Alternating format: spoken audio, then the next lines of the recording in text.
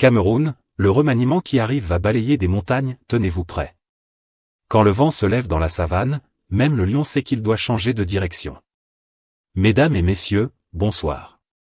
Ici, c'est Kame News, la chaîne où on ne fait pas seulement l'actualité, on la décortique, on la retourne, et on vous sert tout avec poivre rouge, piment vert et un soupçon de vérité qui pique comme l'odorat du marché de Mvogada.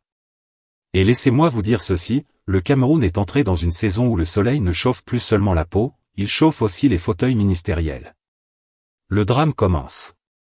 Dès les premières heures de cette journée, une rumeur a couru, galopé, bondit comme un cheval fou à travers les quartiers du pays. Tenez-vous prêts, ce qui arrive ne sera pas petit. Et oui. Les murs d'Etoudi tremblent, les couloirs de Yaoundé bruissent, et même les portiers qui ne parlent jamais commencent à tousser fort fort comme pour envoyer des messages codés. Les ministres dorment comme les élèves qui n'ont pas révisé la veille du BEPC. Yeux ouverts.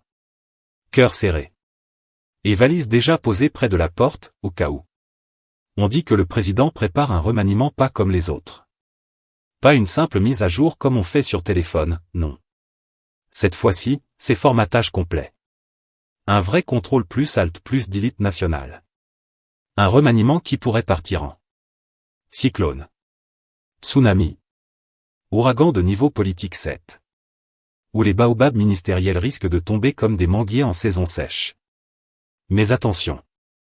Ce que nous allons voir ensemble n'est pas une simple chronique politique. Non. Ce reportage, c'est un plongeon dans un monde de complots, de secrets bien gardés, de messes basses, de chuchotements en langue vernaculaire dans les couloirs climatisés de Yaoundé. Mes amis, ce n'est pas seulement une histoire de poste qui change. C'est peut-être la révélation qui va redéfinir tout ce qu'on croyait connaître du renouveau. Avant d'entrer dans ce film, une minute. D'abord, dites-moi en commentaire. À votre avis, quel ministre doit absolument quitter le gouvernement? Et lequel va tenir grâce à ses relations, ses neveux, ses tontines et ses prières? Écrivez votre nom là-bas, ne fuyez pas. Et surtout, likez la vidéo. Abonnez-vous. Activez la cloche comme si c'était l'alarme du quartier. Car ici, à Kame News, on ne vous sert pas l'actualité fade comme bouillie sans sucre, non. On vous livre tout bien épicé, bien croustillant, avec les détails que les autres cachent sous la table. Préparez-vous. Ce que vous allez entendre n'a rien de banal. Nous entrons ensemble dans un épisode où même les acteurs ne savent plus s'ils seront encore au casting demain matin. Partie 1. Le coup de grâce annoncé, quand Saint-Éloi Bidung secoue la République. Mes chers téléspectateurs de Kame News, accrochez vos chaises, vos canaris, vos téléphones et même vos émotions, parce que dans cette première partie, nous allons entrer au cœur de la déclaration qui a enflammé les salons politiques, les maquis, les taxis et même les groupes WhatsApp des tontons sérieux. Oui, parce que quand Saint-Éloi Bidung, ancien proche du RDPC, a lâché le mot « coup de grâce », ce n'est pas seulement un avis politique, c'est un séisme verbal, un tremblement de terre linguistique, un vent de panique qui a traversé tout le paysage politique comme un incendie dans la saison sèche. Quand Saint-Éloi dit « coup de grâce », les murs d'étoudient tous.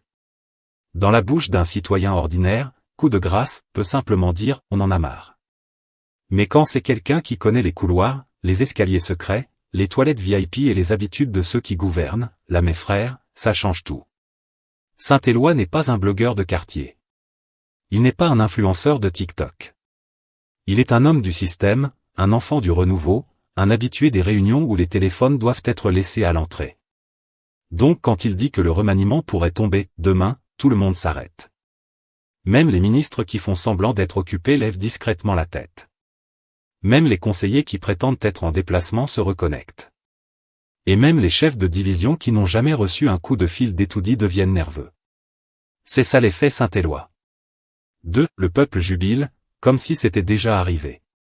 Parce que mes chers frères et sœurs, il faut le dire. Au Cameroun, le mot « remaniement » excite le peuple plus qu'un match Lions indomptable Nigeria. On ne sait pas pourquoi, mais c'est comme ça. Chaque Camerounais devient soudain analyste politique, stratège de haut niveau, spécialiste du protocole, expert du RDPC et même conseiller occulte.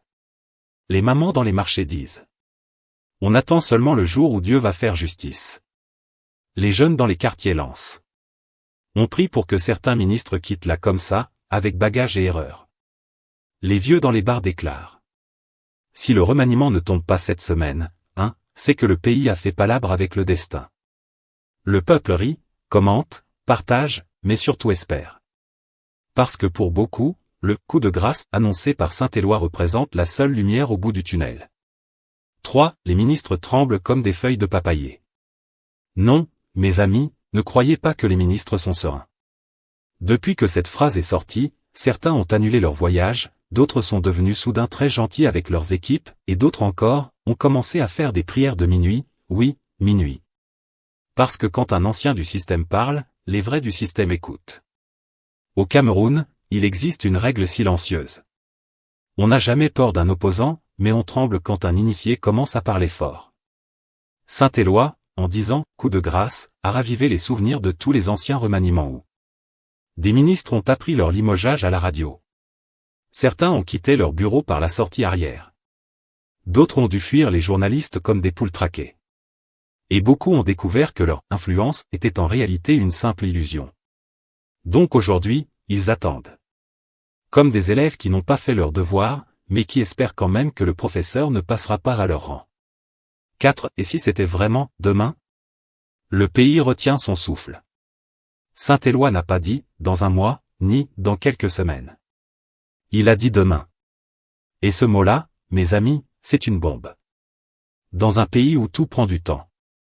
Où même les projets annoncés « bientôt » peuvent rester « bientôt » pendant 10 ans. Entendre un homme du système dire que le remaniement pourrait tomber demain. C'est comme dire à un enfant « on va à Disneyland dans 1 heure ».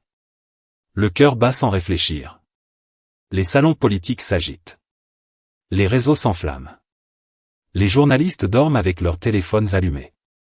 Les cadres du parti vont en pèlerinage dans les couloirs. Les ministres, eux, se comportent comme des gens qui attendent les résultats du concours de la dernière chance. Parce que ce remaniement n'est pas un petit remaniement. Ce n'est pas un changement de 3 secrétaires d'État. Non, on parle ici d'un remaniement cataclysmique, un tsunami où même les meubles risquent de perdre leurs propriétaires. 5. Le mot « coup de grâce », un symbole qui touche au cœur. Ce mot résonne parce qu'il résume tout. L'épuisement du peuple. Le ras-le-bol généralisé. L'usure du régime. Les scandales à répétition. Les détournements qui ont dépassé l'imagination humaine. Les ministres fantômes, zombies, grabataires, semi-démissionnés et totalement inopérants. La colère d'une population qui réclame justice. Le Cameroun a atteint un niveau où le coup de grâce n'est plus un souhait, c'est une nécessité. 6. Les signaux dans l'air. Tout laisse croire que quelque chose se prépare. Tout le monde le sent. Quelque chose bouge. Quelque chose se prépare. Quelque chose se tisse dans l'ombre. Les déplacements inhabituels. Les rencontres discrètes. Les audiences soudaines. Les silences prolongés. Les regards nerveux dans les ministères. Les rires forcés au palais. Tout indique que le vent tourne. Et quand le vent tourne au Cameroun, on sait que des feuilles vont tomber. Des grosses feuilles même. C'est, finalement, la question qui tue, qui recevra réellement le coup de grâce. Parce qu'en réalité, ce n'est pas le remaniement qui inquiète. C'est la liste. Qui sera emporté? Qui sera sauvé? Qui sera offert en sacrifice politique? Qui sera repositionné? Qui sera humilié? Qui sera célébré? Et surtout, est-ce que le coup de grâce frappera les vrais coupables, ou seulement les figurants? Voilà la question qui hante tout le pays. Partie de l'éternité d'une attente, remaniement retardé, colère amplifiée. Mes chers téléspectateurs, là nous touchons au nerf de la guerre. Parce qu'au Cameroun, l'attente du remaniement ministériel est devenue une discipline nationale, presque un sport olympique où tout le monde observe, commente et soupèse chaque rumeur comme si c'était de l'or. 1. Les mois passent, l'espoir s'amenuise. Le peuple attend. Le président attend. Et certains ministres se prélassent dans leur fauteuil comme si rien ne pouvait jamais les atteindre. Mais l'attente, mes amis, transforme le désir en frustration, et la frustration en colère. Pendant que certains s'impatientent pour savoir qui partira et qui reste, les marchés grondent sous la pression des prix. Le panier de la ménagère devient plus lourd qu'un sac de ciment, et le chômage frappe les jeunes comme un vent de sable en plein désert. Et pourtant, la présidence reste silencieuse. On entend seulement le tic-tac du temps qui passe, le crissement du papier officiel qui traîne dans les bureaux, et la rumeur du remaniement qui fait le tour des salons, des gares, des réseaux sociaux, et des maquis. Chaque jour qui passe sans changement alimente la légende, ce remaniement, c'est comme la pluie dans le nord, on l'attend depuis janvier et il ne vient qu'en juillet. 2. Les ministres fragiles, démissionnaires et grabataires. Ah, mes amis, la liste des ministres dans des situations délicates est longue comme le fleuve Sanaga. Certains sont malades, mais continuent de prétendre être opérationnels.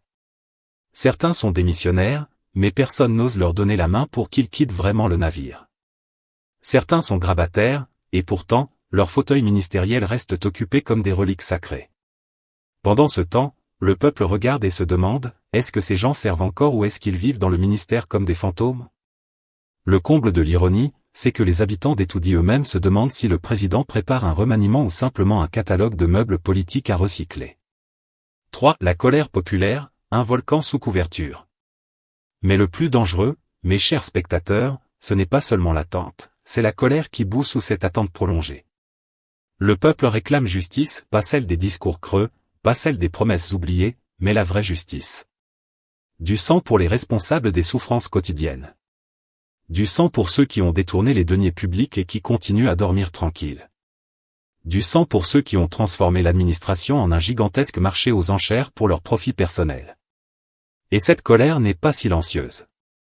Elle gronde sur les places publiques, dans les discussions autour des maquis, sur les réseaux sociaux et même dans les veillées où les femmes et les hommes comparent les politiques aux anciens rois, et aux voleurs de bétail. Le peuple a appris à compter ses ministres comme on compte des chèvres disparues. Celui-ci est encore là. Celui-là? Et le reste? Et à chaque jour qui passe, le sentiment d'injustice s'intensifie, jusqu'à transformer l'attente en une véritable tempête prête à éclater. 4. Les retards, un terrain fertile pour la rumeur et le ridicule. Mes amis, dans un pays où la patience politique est aussi rare qu'un billet de 10 000 francs CFA intact, les retards engendrent des histoires incroyables. On raconte que certains ministres ont été vus en train de négocier des postes dans des cafés de Yaoundé. On murmure que certains sont déjà dans les starting blocks, prêts à prendre le fauteuil, mais que le président n'a toujours pas sifflé. Et on affirme même que certains dossiers sont plus vieux que certains ministres eux-mêmes, traînant dans des cartons poussiéreux, comme des reliques d'un passé glorieux mais corrompu. Dans ces conditions, chaque rumeur devient une information, chaque sourire ou grimace dans les couloirs d'Etoudi devient un signe, et chaque déplacement d'un secrétaire devient un signe prémonitoire du destin des ministres. C'est une tension constante, un jeu de devinettes où le peuple tente de lire l'avenir dans les yeux des collaborateurs et les feuilles de présence au Conseil des ministres. 5. Le rôle du président, arbitre ou lion endormi. Et au centre de tout ça, le président reste l'arbitre invisible, parfois perçu comme un lion endormi qui pourrait rugir à tout moment. Le peuple attend ce rugissement comme on attend le tonnerre avant la pluie. Sera-ce un remaniement brutal, un coup de grâce qui fera tomber les têtes? Sera-ce une simple réorganisation, où les mêmes têtes restent mais changent juste de fauteuil? Ou sera-ce un jeu de patience prolongé, destiné à épuiser les plus ambitieux et tester la loyauté des autres? Mes amis, c'est exactement ici que la tension devient fascinante. Chaque retard transforme le remaniement en spectacle politique. Et le spectacle attire, fascine, inquiète, et parfois fait rire, même si c'est un rire jaune. Alors, chers spectateurs, maintenant que vous voyez l'éternité de cette attente, dites-nous en commentaire. Selon vous, combien de ministres devront tomber avant que la justice politique arrive enfin? Et qui selon vous est déjà en sursis? Partie 3. Le règne et ses prédateurs, qui tremblera vraiment? Mes chers spectateurs, asseyez-vous confortablement, parce que là, nous entrons dans le cœur du pouvoir, là où le sang ne circule pas toujours dans les veines, mais plutôt dans les comptes en banque. Ici, le président Paul Biya n'est pas seulement un chef d'État, il est le lion au sommet de la colline, entouré d'une meute de collaborateurs qui, certains le disent, ont fait de la corruption un art de vivre. Et attention, ce n'est pas une exagération de blog politique, c'est la description de ce qui se passe vraiment derrière les portes closes d'Etoudi. 1. Le vol comme sport national. Vous avez bien entendu, mes amis. Certains ministres et hauts cadres ont transformé le vol en sport national, avec médailles et trophées en prime. Il y a ceux qui excellent dans le détournement de marchés publics, capables de réinventer les chiffres à la vitesse de la fibre optique. Il y a ceux qui font du stockage criminel de deniers publics une discipline olympique. Et il y a les champions du réaménagement des budgets, qui déplacent des millions comme on déplace des pièces sur un damier. Dans cette compétition invisible, la créativité n'a pas de limite. Vous croyez que c'est une blague? Non, mes chers. Ici, certains ont même inventé des contrats fictifs qui apparaissent et disparaissent selon le vent politique. Imaginez le niveau, un ministre peut, un jour, signer un contrat et le lendemain prétendre ne jamais l'avoir vu. C'est du grand art, du cinéma politique, mais avec nos impôts comme décor. 2. La peur comme moteur. Mais attention, même dans cette meute de prédateurs, la peur est le moteur quotidien. Chaque ministre sait qu'à tout moment, son nom peut apparaître sur la liste noire du remaniement. Le premier sinistre? Même lui ne peut pas dormir tranquille. Le vice-dieu de la République? Il prie le matin pour que son téléphone reste silencieux. Et les autres sinistres? Ils passent leur journée à surveiller le journal officiel comme si c'était la météo du ciel et du malheur. Cette peur n'est pas gratuite, elle est alimentée par l'expérience. Depuis plusieurs décennies, les purges et remaniements ont prouvé que nul n'est à l'abri, ni le vieux lion ni le jeune apprenti ministre. Certains observateurs disent que le gouvernement camerounais ressemble à un jeu de dominos géant, où un geste maladroit et c'est toute la ligne qui tombe. 3. Les alliés et les traîtres. Ah, les alliances. Mes chers, ça, c'est du folklore politique à l'état pur. Un ministre d'hier peut devenir l'ennemi juré d'aujourd'hui. Un fidèle peut se transformer en traître en une nuit. Ici, la loyauté est un contrat à durée indéterminée, mais avec clause de résiliation immédiate. Vous avez les protégés du président, ceux qu'on surnomme les intouchables. Vous avez les ambitieux, prêts à tout pour grimper d'un étage, même à piétiner leurs amis. Et vous avez les invisibles, ceux qui se tiennent en retrait, mais qui tirent les ficelles comme de vrais marionnettistes. Dans ce théâtre, le moindre faux pas est un spectacle, une déclaration mal placée, un regard trop long, un geste interprété comme défi, et hop, vous devenez la prochaine victime du coup de balai. Le peuple regarde, médusé, parfois amusé, parfois effrayé, mais toujours fasciné par cette danse du pouvoir. 4. L'effet du règne prolongé sur le système. Le règne long du président Biya a créé un écosystème où la survie prime sur la compétence. Les ministres compétents sont déplacés vers des postes sans budget ou invisibles. Les médiocres mais loyaux sont promus, parfois jusqu'au sommet. La corruption devient un rite initiatique. Si vous survivez 3 ans au ministère sans être impliqué dans un scandale, vous êtes considéré comme un novice naïf. Ce système produit une mécanique perverse, la peur, la manipulation et le vol deviennent des compétences plus importantes que l'intelligence ou l'expérience. Et pendant que certains survivent en jouant à ce jeu d'échecs cruel, le peuple continue de subir les conséquences de leur manigance, routes impraticables, pénurie, chômage et inflation. 5. Le remaniement, l'arme ultime contre les prédateurs. Alors mes chers spectateurs, comprenez bien, ce remaniement ministériel, attendu comme la pluie après une longue sécheresse, n'est pas seulement un changement de tête, c'est aussi un rappel à l'ordre pour ceux qui se croyaient intouchables. Certains ministres riront jaune, d'autres pleureront à l'abri des caméras. Et certains, ceux qui ont tout misé sur la tromperie, découvriront que la meute peut parfois se retourner contre eux. Mes amis, le point clé ici est simple, dans ce règne prolongé, le pouvoir n'est pas donné, il est pris, et peut être repris à tout moment.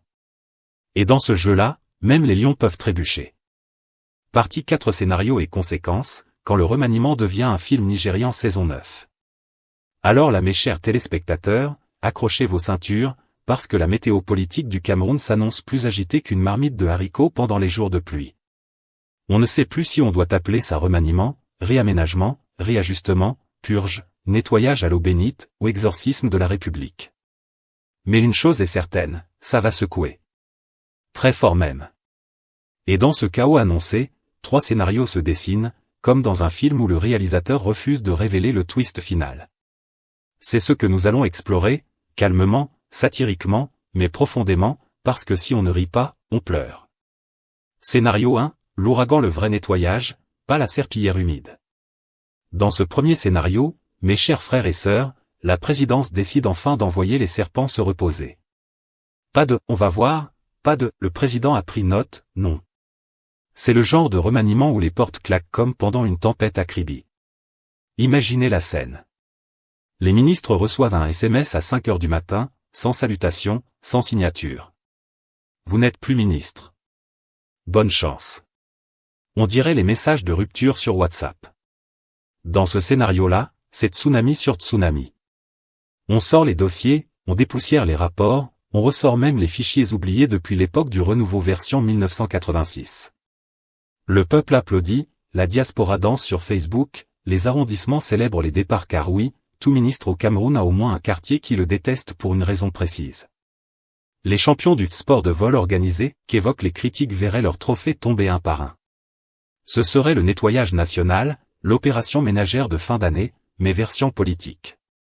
Les casseroles sortent. Les marmites se renversent. Les stocks détournés apparaissent comme par magie. Le scénario ouragan serait historique, mais aussi risqué, parce qu'une tornade, c'est difficile à contrôler. Et dans un pays où certains réseaux sont enracinés comme des manguiers centenaires, déraciner un seul baobab peut faire trembler tout le quartier. Scénario 2, le rafistolage on change la peinture, mais la maison reste fissurée. Voici le scénario préféré du Cameroun depuis 40 ans. C'est ce qu'on appelle en langage de bar. On te remplace pour calmer les gens, mais ton réseau reste. Là, on enlève 2 ou 3 ministres visibles, ceux qui ont trop parlé, trop mangé, trop dérangé, ou juste trop vieilli. On met du sang neuf. Ou plutôt, du sang tiède. Un cousin, un ami d'un ami, un fidèle du parti, ou un technocrate qui n'a jamais insulté personne. On annonce ça aux 20h avec une musique dramatique. Le peuple espère. Pendant 2 semaines, tout le monde commente. Puis, on se rend compte que rien n'a changé. Les marchés publics continuent comme avant. Les routes disparaissent pendant la saison des pluies. Les prix montent comme si quelqu'un tirait sur une corde invisible. Et les ministres continuent leurs inaugurations sans budget. C'est le remaniement qui calme momentanément, comme un paracétamol. Ça soulage, mais ça ne guérit pas. Et surtout, ça conserve les véritables centres de pouvoir intacts, bien rangés derrière des rideaux épais. Ce scénario-là serait le plus probable, parce que, vous connaissez le pays. Scénario 3, le grand échiquier position, repositionnement, repositionnage encore. Dans le 3e scénario, on entre dans la haute stratégie, la vraie politique camerounaise, celle qu'on ne voit pas à la télévision, mais qui se joue dans les salons, les messes, les couloirs, les funérailles et même dans les embouteillages de Mokolo. Ici, le remaniement n'est pas fait pour punir, non. Il sert à placer. Chaque nomination devient un mouvement de cavaliers, de fous, de tours. On repositionne les loyaux, on éloigne les bavards, on rapproche les influents, et on neutralise les ambitieux. Un ministre trop populaire? On le déplace discrètement.